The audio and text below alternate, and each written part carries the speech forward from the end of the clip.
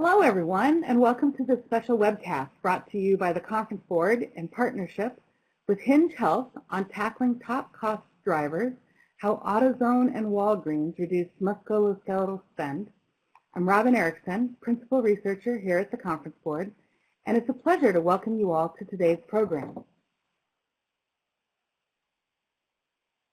Please note that CEU credits are available for those who attend the entirety of the live show. For those interested in earning credit, please type your name, email address, and credit type needed in the designated box below. If you wish to earn CPE credit, please also check the 3 pop-up boxes that will appear throughout the program.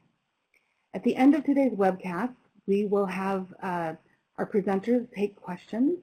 So please share your questions or your comments in the box below, and we will address those at the end of the webcast. And now it's my pleasure to turn to Dr. Jeff Krause, who will be leading this discussion today.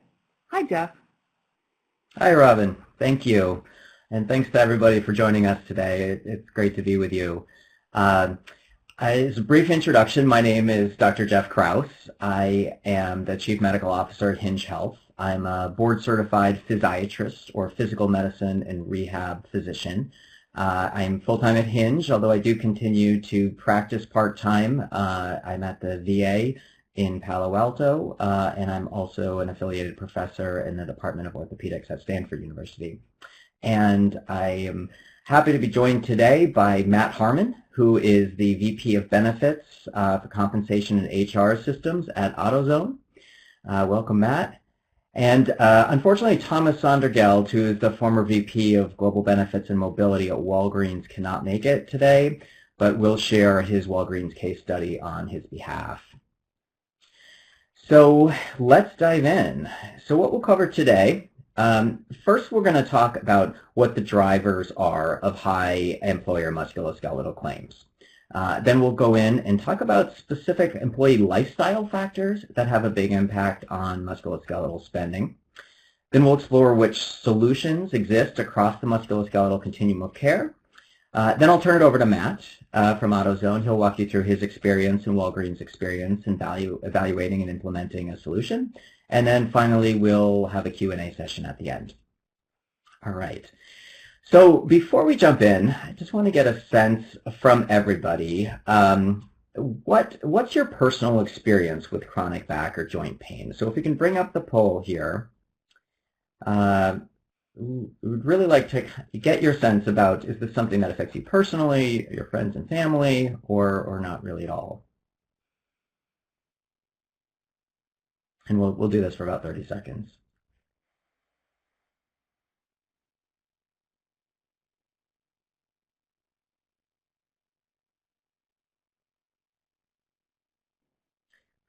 Still changing, so we'll give it a little bit more time.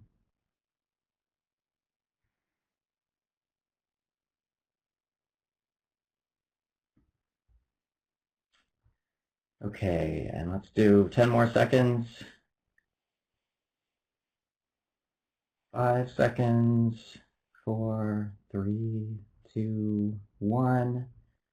Okay, so the poll is now closed. So just taking a quick look at this, looking at how many people are personally affected, it looks like about 8% personally have chronic back or joint pain, okay? 32% either have it or know someone, over 50% have friends or family members, and only 5% don't know someone with these conditions. Okay. So I think this is both remarkable and also something that's pretty common, which is that we're seeing that the vast majority of people here are very closely tied either to somebody who has back or joint pain, a friend or family member, or they personally have it. Okay.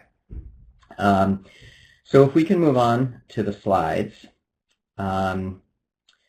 Let's dive into employer musculoskeletal claims and trying to understand the costs some more. So to do that, I want to start with an example. And this is John. John's a 48-year-old shift supervisor who suffers from chronic hip pain. And for John, like so many people with an MSK condition, we can summarize a few real key themes here. So One, constant pain is the norm. So there's not a day that goes by where John isn't reminded of his pain. Either he can't sleep well, he can't participate in social activities, has trouble with physical activities, many different impacts on his life on a daily basis. The second very common theme here is that the status quo wasn't working for him. So he's tried sporadic PT sessions. Those are difficult to get to. They're expensive. He's not motivated to do the exercises between sessions. He's also tried doctor's visits. They discuss surgery with him, pain medications, maybe injections. That's not really taking care of the pain. And he's finally reached a point where he thinks surgery is inevitable in order to fix the problem. And we'll talk about that more. And while it might not fix the problem, many people like John reach that point where an expensive surgery is what they think they have to do. So if we want to look at this more broadly, we can see very clearly that John is not alone here. So MSK is going to affect more than half of your employees in a given year. And you can see here on the right side, these are the major culprits. So the biggest one being lower back pain, that's followed by knee pain, which is very closely followed by neck pain, and then we have shoulder and hip. So when it comes to chronic conditions, these are the big five that are going to affect the vast majority of your employees. And once again, more than half of the employees are going to be affected in a given year.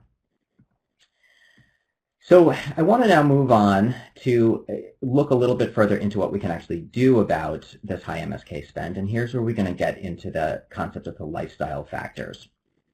So the first point that I want to make about chronic musculoskeletal pain is that it's very multifaceted. So we used to think of pain as being something that was very simple, like there was some damage to your tissues and that caused pain. But that's far from the full picture. So there are many different factors that impact pain. So that's your habits, that's your stress levels. Of course, the tissue damage does play a role, but anxiety, poor sleep, many, many different factors play a role in experiencing pain. And if you can imagine that you have a backpack, and if all of these factors are thrown into that backpack, the backpack starts to overflow. You can't zip it up, and when you put it on, it's way too heavy. And it's that point where that backpack starts overflowing and gets too heavy, that's where you start to experience pain.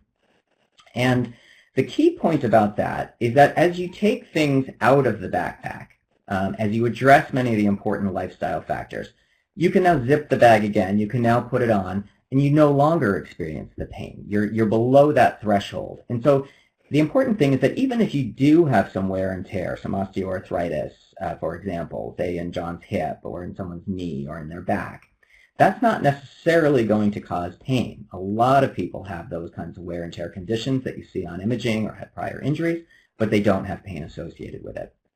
So the key thing is that lots of factors that influence pain are within someone's control, and in most of the time these are the lifestyle factors. Now, a very related topic here is depression and mental health and its relationship to chronic pain.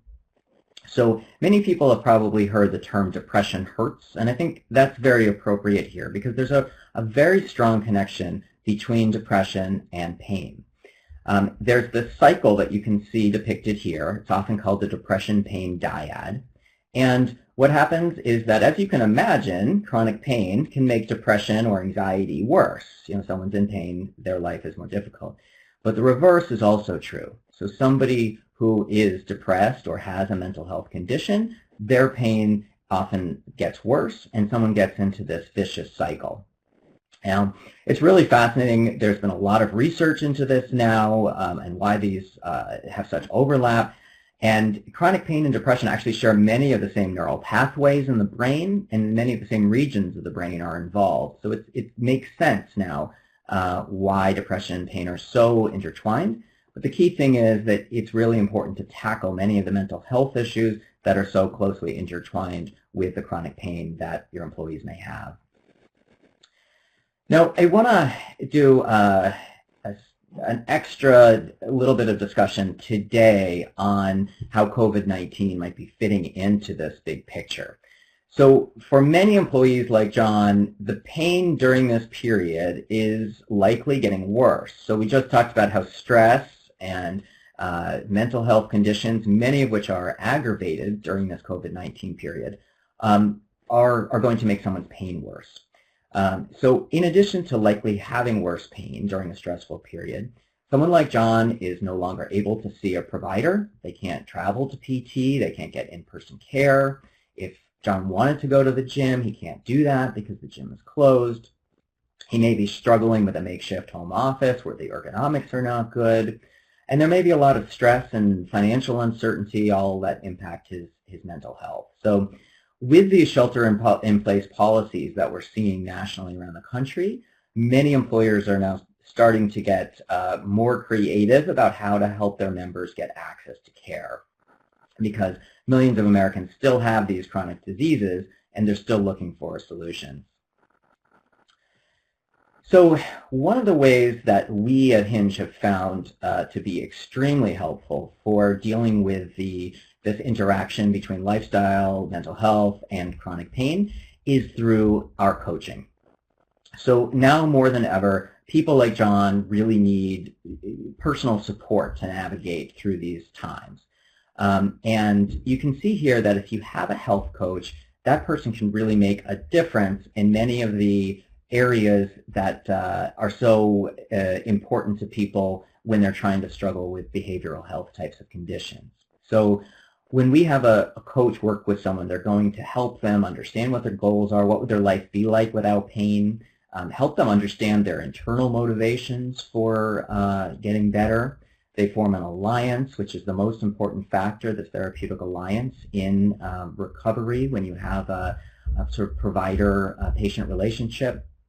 They help them overcome barriers, provide them with tools. And, I would say as a doctor, I will see these patients in my clinic, but I see them, once every few months, and I don't have the time to go into all of these types of behavioral health issues. And I also don't see them every week, see the patients. But that's what our coaches are trained to do. I'd also note that in particular during this COVID-19 period, we've increased our clinical team of health coaches and PTs by about 20%, since they do seem to be the secret sauce to helping our members stay adherent, even through disrupted routines and dealing with new life stressors. So one of the things that we do at Hinge is we do a lot of research.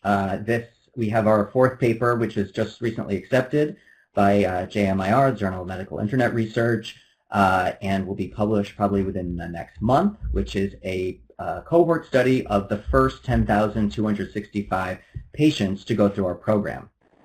And as I was mentioning the importance of adherence to exercise and adherence to coaching, we were able to show this directly in this large population of people. And so in particular, we found a direct correlation between the number of exercise therapy sessions that someone does and their pain reduction and the number of coaching sessions that someone does and their pain reduction. And you can see that there on the left side, that the more exercise sessions someone does, the more pain relief they experience.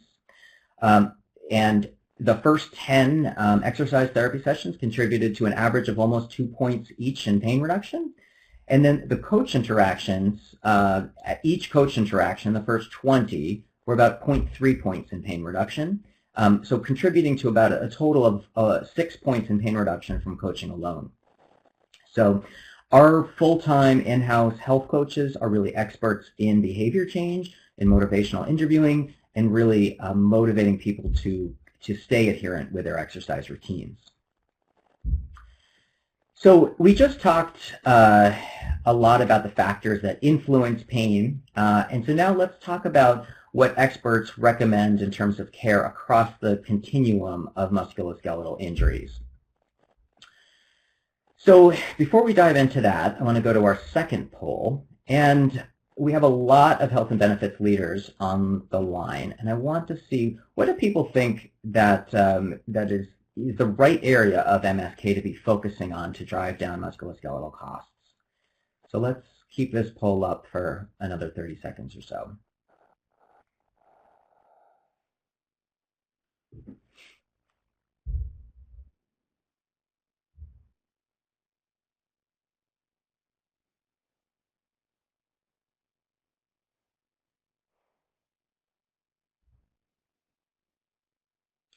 like we're starting to, we're sort of stabilizing in terms of the answers and the percentages. So let's give it 10 more seconds.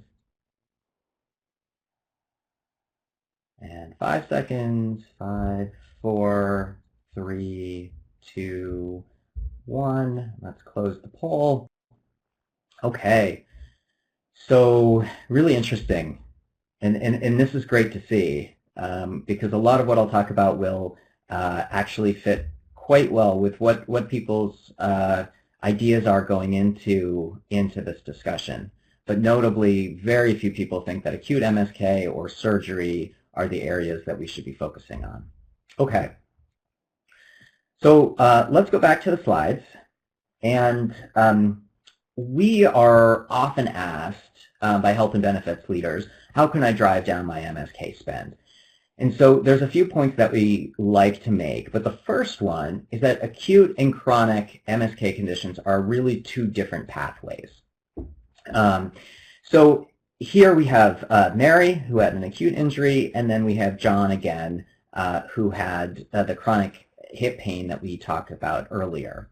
So Mary was injured lifting some boxes. She twisted her knee, and she got better in a few days after that initial injury. And that is really typical. 90% of acute MSK episodes are going to heal, on their own. They'll self-resolve in about 6 weeks. The rest of acute injuries tend to be unplanned traumatic injuries that don't really lend themselves to a digital health type of solution.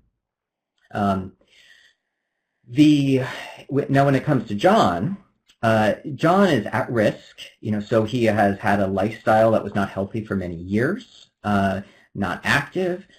Now, many people said that intervening here in sort of preventative care was the best place to intervene. And I think that makes a lot of sense. The problem here is that John felt fine for many years. And John knew that he was supposed to exercise. John knew that he was supposed to have a healthy diet, but he wasn't doing it because it didn't seem to really cause a major problem in his life. Now, the next phase here that you can see is chronic pain. And with chronic pain, now John is in pain and has a reason to address many of those lifestyle factors that might help him to reduce his pain. So I think there's a big difference there in that there's a smaller population to address and a much more motivated population to address in the chronic bucket. And then we finally get into surgeries for people like John, and as people correctly identified, at that point there's not that much that can be done in order to save cost. Now, you can see a lot of this laid out on the next slide, which is that Mary had her acute episode. It was a small cost item. She twisted her knee, not much in the way of costs there, and then it self-resolved. Similarly, if she had had a more serious injury like a broken bone, that would have been an acute injury. She would have had to go into the system for that, not really something that is addressed through a digital health solution. But when we look at the chronic MSK spend, what we see is that people are at risk for a while, then they get into the chronic pain period, and then finally, out of nowhere, often, comes a very expensive surgery. In John's case, that might be a hip surgery, a hip replacement, something like that. Now, it's notable, during this COVID-19 period, we're obviously not seeing a lot of elective surgeries. People are staying away from the hospital, but the Wall Street analysts' estimates are that when this ends, we're going to see about 120% of normal volume of elective surgeries, at least by the December timeframe, and perhaps earlier. So I think in summary, the points I want to make here are that chronic MSK conditions won't self-resolve, and that's why top health and benefit leaders are really prioritizing these for addressing the musculoskeletal spend. And when we've looked at this, the best ROI is going to come in this chronic MSK area because so many of these surgeries are elective and they are avoidable. So I want to move on at this point and start to bring in Matt into the conversation to get some real-world input on his experience. So Matt, let me turn it over to you on this slide, and to get a brief introduction first, just on what AutoZone is as an employer and the types of challenges you were facing with MSK. Sure. Thanks, Dr. Kraus. Get in the zone, AutoZone. So hopefully everybody has seen our commercials. We are a leading retailer and distributor of automotive replacement parts and accessories. We have nearly 100,000 employees, 6,500 stores across the globe in the U.S., Mexico, and Brazil. We have a ton of hourly workers that are on variable schedules, working long days, lifting heavy parts. We're 78% demographically male, so we're somewhat prone to MSK. And MSK is our #2 medical cost driver, but it really competes with cardiovascular and getting very close to being our #1 cost driver. And what I would say about our population is they have very limited time, funds, and knowledge to deal with MSK issues. So that's kind of the high level of what AutoZone as a company looks like from a profile when it relates to MSK. Great. Okay, thank you. So Tom wasn't able to make it, so I will introduce Walgreens, although I don't know that it needs much introduction. So Walgreens has about 250,000 U.S. employees, obviously one of the largest drugstore chains in the United States, more than 8,000 stores in all 50 states, Washington, D.C., Puerto Rico. A good portion of the workforce is on their feet all day, maybe more prone to musculoskeletal injuries. And employee costs were 8.4% higher than in typical retail stores, and MSK was a top cost driver for Walgreens before launching the Hinge Health program. So, Matt, I want to start off by getting your input on, for AutoZone, how were pain and surgery impacting your workforce? What were the barriers to your employees? And then I'm also curious if there was anything in particular that you can tell us about the impact that COVID-19 is having. Absolutely. So MSK pain in any retailer who has individuals who are on their feet all day obviously is something that's a huge concern. You've already listed some of the things that ring true with me, which is obviously those chronic conditions lead to not only lowered health and productivity of our workforce when they're at work, but they also lead to those surgeries that are very expensive and oftentimes not done at the right place if someone does need surgery. Our folks are also not necessarily getting all the PT that they need. Their physical therapy, if done properly, could prevent a lot of that downstream impact, but they're simply not getting to that. The barriers are the same barriers you'd expect from an hourly workforce. Cost, time, knowledge to go get that treatment, and then I think we all as a society like to jump to the magic pill, which is, hey, let me go do something much more pervasive than I need to because I haven't done X, Y, and Z. Many times the barriers are also our AutoZoners have comorbid conditions where not only are they dealing with MSK, but they might be dealing with diabetes or other cardiovascular issues that might prevent them from doing some of these things or not be able to engage in some of the activities that they need to in order to avoid that surgery. In terms of how's that changed with COVID-19, I think everything has changed since COVID-19. I think the fact that we're on a teleconference right now talking about this, it rings true that we've all adapted quickly to how does life work when you are working remotely and talking to each other through one of 6 different kinds of conference technologies. This is very similar to what Hinge does and the challenge that we were trying to face, which is at the end of the day, our folks have very limited time once they get home from work.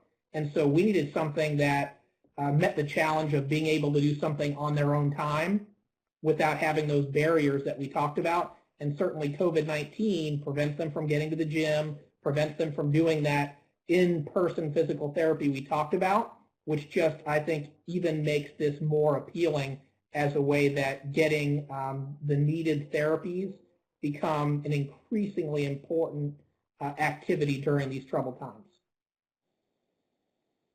Mm-hmm. That makes sense. So I'm curious then, given those challenges, how you got to a solution. So what were you looking for in a solution and what outcomes were you looking to impact? Sure. So we needed to know something. We're a very fact-based organization. And so we needed something that had solid medical protocols that we could prove out if our folks engaged in these activities, would it drive the results that we wanted? A lot of things look great on a PowerPoint, but we wanted to make sure that in real life, that practical application would actually change behavior. right? Because if we don't change behavior, we haven't impacted our musculoskeletal spend, we haven't impacted our health and productivity, we haven't impacted the quality of life of our AutoZoners. We also wanted to be able to remove all of these barriers of cost and make a frictionless experience. It's very easy to get derailed and not engage in all of those, because I think the number one thing that we all see in any of the many years of things that we've tried to do for our employees in terms of whether it be evading chronic conditions or servicing them, is that simply they don't change behavior. It sounds great, they get excited, but that behavior change and actually executing it and having the key word here being accountability to do those things was absolutely key, because without that, we would see much of what we saw in the past, which is fairly low engagement in these types of programs. And so the outcomes we were looking for, to put a fine point on it, were measurable outcomes where we could see not only reduced pain, increased health and productivity, increased quality of life, and certainly we wanted good feedback, but ultimately less of these invasive surgeries and a higher percentage of those that were avoided due to doing the proper therapies and doing it regularly. So those were the key things that we were really looking for, and we wanted to make sure that we could get them all in one package, because trying to piece things together also derails that engagement factor with employees if they have too many things coming at them. So we needed something very integrated that was simple and didn't create a whole lot of hoops for people to jump through.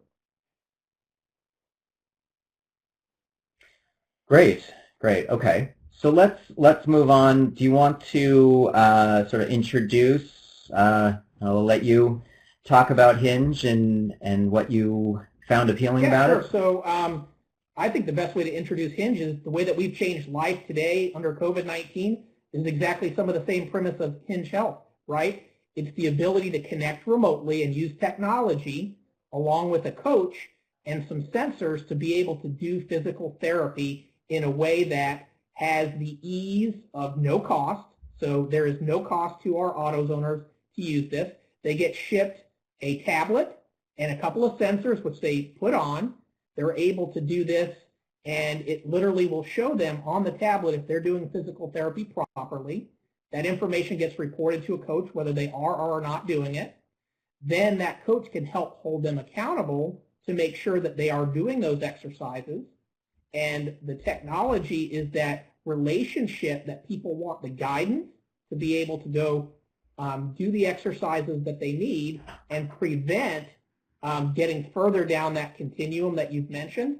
It also really, there was an education nature of what Hinge offered that would help people become informed about their own conditions, because until people really buy in to what their condition is and really get behind, hey, I want to solve this problem, then they're not going to engage at that true level that we want them to, that really creates a behavior change that gets people into a situation where they are starting to see results, and those results to get more results because they feel better, they have less pain, and all of a sudden they've returned themselves to what we would call a younger version of themselves.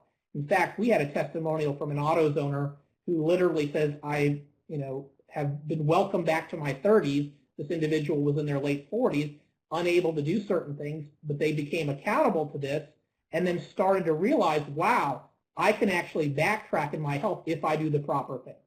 So these were all the things that we saw Hinge would be able to provide to our folks, and that we're seeing now. So what are we really seeing? And obviously I don't represent Walgreens, but you can see their results on the screen as well. So we were seeing 2 to 3 exercise therapies sessions per week. So AutoZoners were really engaging in this, right?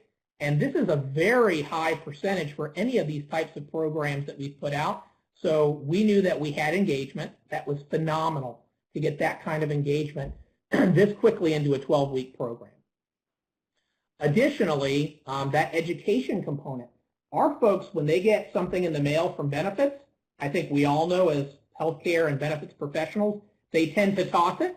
However, they were voraciously reading these articles at a clip of 2 per week, which again told us that they were buying into their own condition and really wanted to make a difference. The other thing that we started to see is that they were engaging with these coaches. So I think we all know that the day of having somebody on site for everything is gone. It's not financially viable, but people still clamor for that personal touch or that being able to be held accountable or have dialogue.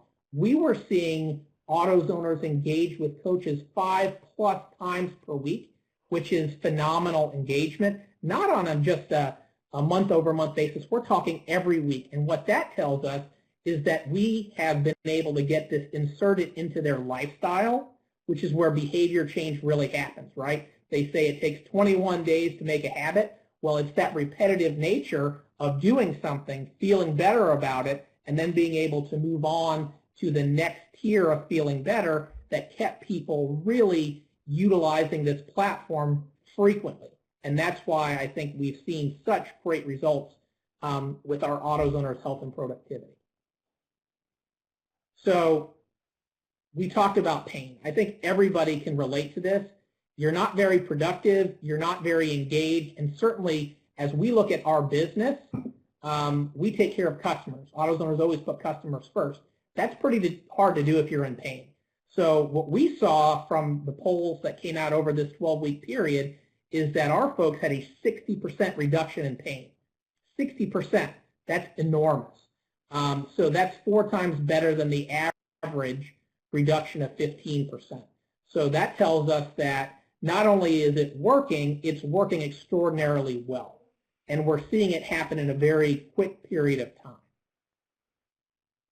We also saw, as we started to look to, and this is kind of getting towards the end of the time frame as we look back at data, and again, remember, fact-based ROI is important in corporate America. It's important to medical programs to be legitimate because all of the different things that are out there claim that they have a return on investment, but I think that it's incumbent on us as healthcare and benefits professionals to prove that ROI out. And in healthcare, it can be very hard because you don't get sick or injured or become in pain over a short period of time, and sometimes you can't quickly get out of that. But what we saw is 2 out of 3 surgeries were being avoided as we looked to a quarter of the prior year over this period of time and seeing a very clear 3.2 times return on investment over just that short period of time.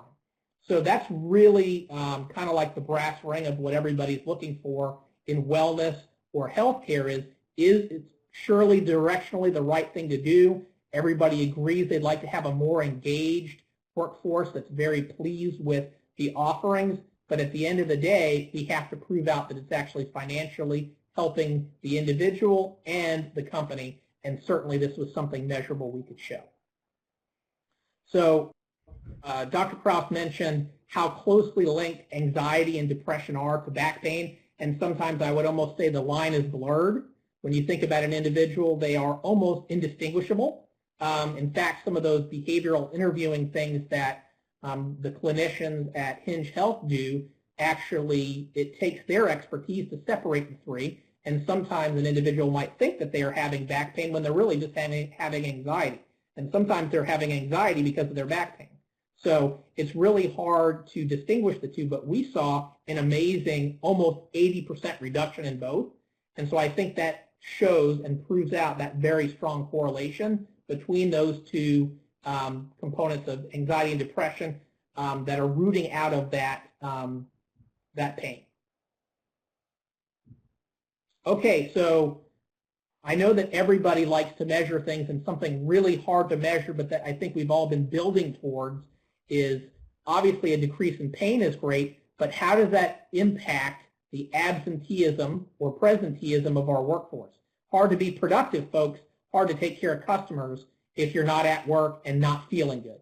So we saw an amazing 40% decrease in absenteeism with a corresponding increase in presenteeism.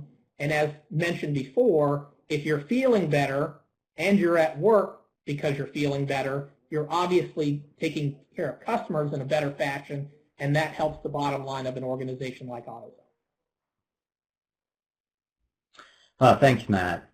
Yeah, so really appreciate the insights there. Sure. At this point, we've covered a lot of statistics, but I know that ultimately a lot of the attendees are working towards trying to improve the lives of employees and their families. And so I wanted to turn now to show a video from Bruce, who is a real Walgreens employee who was challenged with chronic pain and ultimately was able to overcome it. So if we could play the video. I worked for Walgreens in the Danville service desk. I began to experience pain one day when I had lifted some heavy objects and was walking upstairs with them. Almost got to the point where I didn't leave the house. I actually avoided going out in public, going out and socializing, basically plastered to the sofa. I couldn't get up, in tears from the pain, and my wife trying to console me, and I felt hopeless. I gave Hinge Health a try. I can get out in the yard, do yard work all day long, and no pain. I have lost 45 plus pounds as of the last time that I had weighed. Hinge Health was the key that unlocked my door to a new future. I can move forward with my life and enjoy the normal activities. I cannot stress the importance and the impact that Hinge Health has had in my life.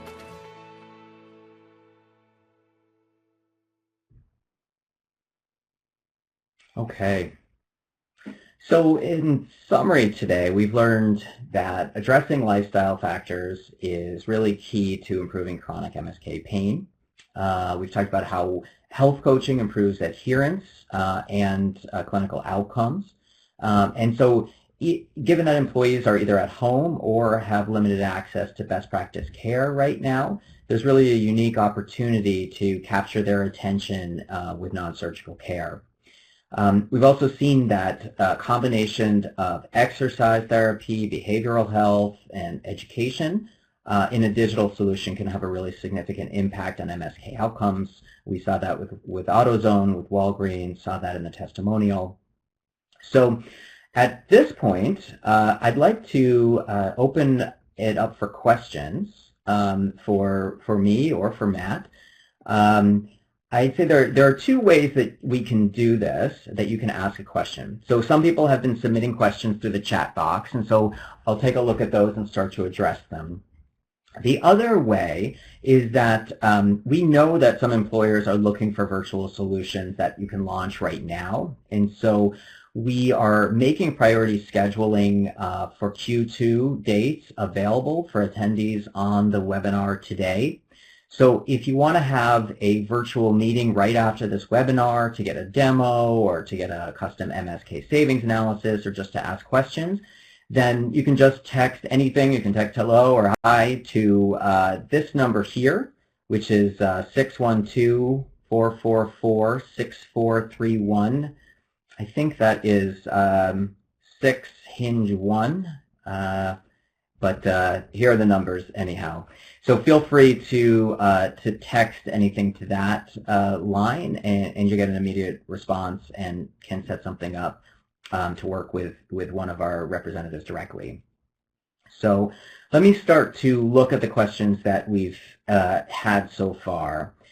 So the first couple of questions are about the surge that we expect to see after COVID-19. The estimates that we've heard were about 120% of the rate of elective surgeries will start after the COVID-19 restrictions lift. The specific stat that I was referring to was by December timeframe, we would be at the 120% rate of elective surgeries prior to COVID-19. There are a few questions here about engagement and the behavioral health and education components. So in terms of the engagement, in terms of making sure that people stay engaged, so I would say that we do a number of things here. So one, there's a lot of thought that goes into the design of the program and trying to get people, how do you form healthy habits in a user base? And so there's been a lot of effort put into that. The second thing is obviously the health coaches, which I mentioned before, and they are able to see when somebody participates and does their exercises, and so they're always monitoring their teams to look for people that aren't engaging and to see if they can do things to encourage them to engage. If I had to say that, what's the sort of secret sauce to keeping people engaged? It's probably having that human health coach, but the product obviously does a lot as well. In terms of behavioral health and education, so what we do there's a lot of different aspects to this. So certainly we include a lot of cognitive behavioral therapy topics. That's catastrophization, active coping methods, pacing oneself when you have a lot of pain. So all of these are built into our education and are things that coaches will discuss directly with users. We also, in our education, use something called pain neuroscience education, which is a whole field about how do you educate people on chronic pain. And we borrow a lot from them that gives some really important messages about it being safe for patients to move, making sure that they understand that their diagnosis does not necessarily doom them to a lifetime of pain, those kinds of things. We also cover a lot of lifestyle factors, and we also talk about surgeries and the fact that many surgeries are unsuccessful and are not a quick solution. So looking at some other questions here. Let's see. So there was a question about coaches. Dr. Krause, I think, well, you're... Yeah, sorry, Matt. Well, you're looking at, I saw like maybe 4 or 5 questions that all kind of, I think, can be answered in one kind of real-life example, which is describe the technology itself. So it's a tablet, an Android tablet, and 2 Bluetooth sensors that the individual would put on. So the webcam, much like we're interacting today, is what the person is not going to see anybody. The sensors are going to report that motion back to the application, which then dings green if they're doing it properly, or red if they're not, and doesn't start counting those repetitions until they've done it properly. They can also interact with their coach on that tablet. The other piece of that is, so how is this, how do you know who in your population needs to be engaged in this program, or you just ship this kit out to everybody? Hinge used their algorithms by getting data from our healthcare provider to be able to look at who are the individuals who need potentially this solution, and then ship kits out to those individuals who said they wanted to participate. So once those individuals got their kit, they started that process and that program. In terms of the baseline, I think there was also questions about the data. So there was a poll or a question and answer at the beginning of that, kind of like an intake from those individuals that said, what's your pain level? How likely are you to have surgery? Are you missing work? And so that kind of set the baseline, and then it was measured again after an increment of time had gone by from those individuals to answer those same questions, which, by the way, the thing that I learned is that those questions are the same questions that a healthcare provider is going to ask and get answered. So if you were to go see Dr. Krause, he's going to ask you those same questions in person that individual was asked. So very clinically viable in terms of those results. So I'll let Dr. Krause maybe answer a couple of the other questions that are really around what's the certifications for those individuals? Are they licensed physical therapy people? You know, some of those more technical questions around their certifications, but I wanted to kind of give the real world application of how that kind of got rolled out to an individual, how they engaged with the platform, and then kind of what the precipice was for setting the baseline and then measuring again. Dr. Krause? Thanks, Matt. Yeah, let's dive into some of the other questions and move on a little bit. So I would say one thing, Matt talked about the screener that we use, and it is very similar to the questions that we would ask in a clinical environment. In what we are doing there is that the vast majority of people with chronic pain are safe to participate in a program like Hinge Health, and so we're just screening out those people that might need a higher level of care. When we go out into a population, it's really interesting that we do have the ability to look at claims and see, which might be the highest risk members of a population, but at the same time, a lot of people we find suffer in silence, and so there is, and sometimes it's 2/3 of people don't have any claim before coming on the Hinge program. And so I think in many cases what we're seeing is that there are people with chronic pain who have tried solutions in the past, but by the time they actually get to the particular employer, they're not filing more claims for that chronic pain condition because they simply are sort of out of options. So we have the ability to do targeted marketing, but we also generally do a broad marketing approach as well. There are some other questions here about the health coaches and what their qualifications are and whether they're using chatbots and AI. So the health coaches all have the NBC HWC certification, which is the National Board Certification for Health and Wellness Coaching. That was developed in 2017 nationally. So all of our coaches have that. I think there's a few who are still in the process, and that's simply because the testing and stuff is only offered a couple times a year. So all of them have that national certification, which I think is really wonderful that it's now nationally, there are standards for what makes up a health coach. At this point, there is all of the communication that's being done between the coach and the users is an actual human. Now we have a lot of sophistication on the back end, sort of recommending to coaches which users might need extra attention or what they might do to help that user, but it is right now a completely kind of a human interaction. Whenever a user gets a message, it is from that human coach. Let's see, there are some questions about physical therapists, and yes, we have physical therapists who are full-time employees on staff. They are constantly available to help out the coaches when the coaches need assistance or when users need additional assistance. So there is a process of escalation, and then depending on what the user needs, either the coach is going to reach out and the PT is going to reach out to the coach and help them to help the user, or they're going to just directly start working with the user themselves.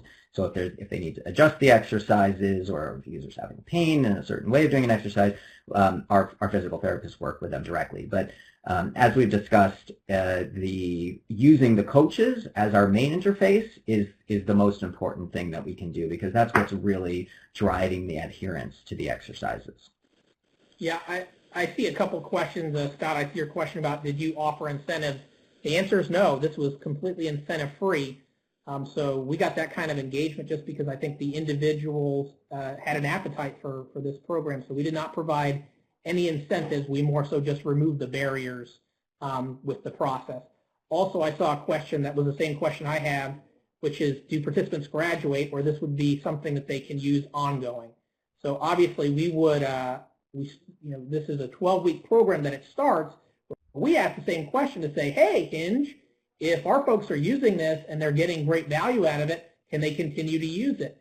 And certainly that was one of the things that we asked Hinge, and I'll let them answer that question. But specifically, we wanted to make sure that the individual would not have this progress and then relapse. A couple of the ahas we had is not only did they make the progress, but we knew that they would remember, hey, before I go get surgery, if I were to start having pain again, this other thing worked for me before, so naturally human behavior is to go back to that, but we weren't letting Hinge off the hook that easily, because once you taste the Kool-Aid, you have to drink it again. So Dr. Krause, I don't know if you want to talk a little bit about your program extension and some of the components of what you guys learned in working with us as employers that is a practical matter of helping patients in an ongoing facet. Yeah, sure. So I'm really glad this question came up. Hinge was in the past a 12-week program, and then there was sort of an optional maintenance period after that. But because of this notion that, yes, people can learn healthy behaviors, and that amount of time is variable. Some people 12 weeks work, some people it's less, some people it's more. And because everybody is human, once you've learned healthy habits, it's still oftentimes, life throws challenges at you, and it's hard to maintain those healthy habits. So we have changed the Hinge Health model to be the same priced as it was previously as a 12-week program, but it is now extended over the course of a full year. And while there is still an intensive phase at the beginning, this allows us to stay in touch with the users throughout the year and make sure that if they're starting to have bad habits or if their pain recurs, that we're there to support them. And it is an annual model, so if people want to engage in coming years, which many people do need to do, since chronic pain is cyclical by nature, it does tend to come and go, then Hinge is always available to support the users over time. Let me see. So other questions here. Matt, there's a couple that have come in about, or the last one here is about communication strategy. Can you talk a little about that? What communication strategy did you use during when you implemented the program? And is Hinge responsible for the outreach or the employer? Looks like Matt is frozen. So I will, hopefully we'll get Matt back on, but I will give the take from the Hinge perspective, which is we've done this, hundreds of times probably, that we've done launches in employers, oftentimes multiple launches for a given employer, and so we've learned a lot. And we have some well-known strategies for making the program, getting employees to be aware of the program, and so that could be through postcards, that could be through in-person like health fairs or booths, that can be through online social media advertising, it can be through emails. So we have a whole suite of tools that we use to notify employee populations, and then that is something that we will customize with an employer and manage for the employer in order to get people aware of the program. I think Matt would be a better person to speak about this, and Hinge, I'm more on the clinical side of things, but we have a client success team that is very experienced with rolling out with each employer. Let me just go a little bit into that. So I think it's important in this day and age before anybody reaches out to your population to communicate to the individual business functions that this is a legitimate outreach, not that this is something where someone's going to be concerned that there's a scam or anything of that nature. So generally the way that this worked for us is we communicated with our population. Specifically, if you were to look at our supply chain facilities, we talked to our population of loss prevention managers, health and safety managers, to make sure that they were aware that Hinge would be reaching out to these individuals and that this was legitimate, and armed them with some educational materials about what it was, why they were reaching out, and the benefits for it. And funny enough, we even heard from some of those folks how much good feedback they got on the other side. But then really from that point, in terms of communicating directly with the individual, that's behind the HIPAA wall. We don't want to be communicating that kind of healthcare directly with our folks. So we left all of those materials, postcards, and engagements to Hinge communication team to roll that out for us. So we more or less just paved the way with establishing it as a legitimate program within AutoZone and within our HR functions, and then let Hinge take it from there. Thanks, Matt. I'll try and, we have about 5 minutes left, I'll try and quickly address a few other questions here. So one, there was a question about tech, and I know Matt covered some of this before, specifically about the tripod, So there is a little stand that comes with the kit and that comes with the tablet, and so yes, it sort of can hold up the tablet if so that people can see it while they're doing their exercises, but it's certainly not necessary in order to do the program. The other thing I mentioned on the technology is that we have now launched the ability to do Hinge on your personal device, and so this is still in a beta mode, but all of the technology is built, and so we've been starting to roll that out with our users, so in case they prefer to use their smartphone over the tablet that we ship, they're free to do that. That being said, we will continue to ship the tablets just so that everybody is sort of starting from an equal baseline and has that technology available to do the program. There was another question about measuring absenteeism and presenteeism and how we did that. In particular, that is something called the Work Productivity and Work Productivity and Activity Impairment Questionnaire. That's WPAI, and we give that to users at the beginning of the program, middle of the program, and end of the program, meaning 12 weeks, and then we will give it approximately every 6 weeks after to measure their absenteeism and presenteeism, and that's a clinically validated survey. There was also a question about what % of employees tend to engage, and I think the rough answer here is that I think you could expect about 5 to 6%, maybe we say 4 to 6%, or around 5% of an employee workforce will engage with the program as we do our rollouts over time. There was also a question recently, do people self-select to participate, or they just sent a kit? And so hopefully that's clear. We'll do the marketing that we discussed. Then anyone who's interested will come fill out the screener.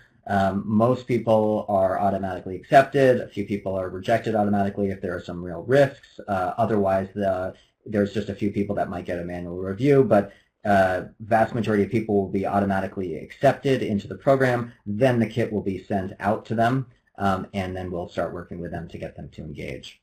But no matter what, they keep the kit after we've sent it to them. I saw a question about integration and configuration requirements involved with implementing Hinge. It certainly was, on the tablet was already pre-installed, so we didn't have to do anything. All we really did was make sure that we sent, or that our healthcare provider sent the data, the claims data, so they could use that in their algorithms and stratifying who might potentially need assistance. What I would say is we have our own app, and today, now that Hinge is capable of doing it in any device, we're pursuing potentially putting this right in the app and doing some of that stuff there, because all of our folks are already using it, and I don't think anybody needs an additional device or something necessarily to do it. The whole device concept was to remove the barrier, and it worked great. The next generation of that might actually be just doing it within the own device or the own app or the own programs that our folks have. I know we're just about at time. I will answer a couple of questions that just came up. Contract renewal percentage, just to say here, we have never lost a client. All of our clients that we've ever had continue to work with us, and it's something that I know our commercial team is very proud of. And then there was a question about finishing the program. Do you have to return the kit? And the answer is no. Once we've sent the kit out to someone, that is theirs for them to keep indefinitely. See, Robin is back on. We're just about at the end of time. So Robin, maybe I'll turn it over to you just to conclude the webinar. Thanks so much, Jeff. Appreciate it. And thank you to all of you for attending today's webinar. Please note that the conference board will be holding our 2020 Employee Healthcare Conference from August 11th to 12th in San Diego, California. And as a benefit for joining us today, please use the K1 code and the discount on your registration, and you'll receive a $300 discount. Then, if you enjoyed today's webcast, please check out some of our other upcoming webcast programming. We actually are doing more webcasts than ever now during this coronavirus crisis, but you can register by clicking on the links found in the downloaded version of the slide deck, or you can go to our website at conference-board.org/webcast. Thank you all again for joining us, and we hope you enjoyed the show.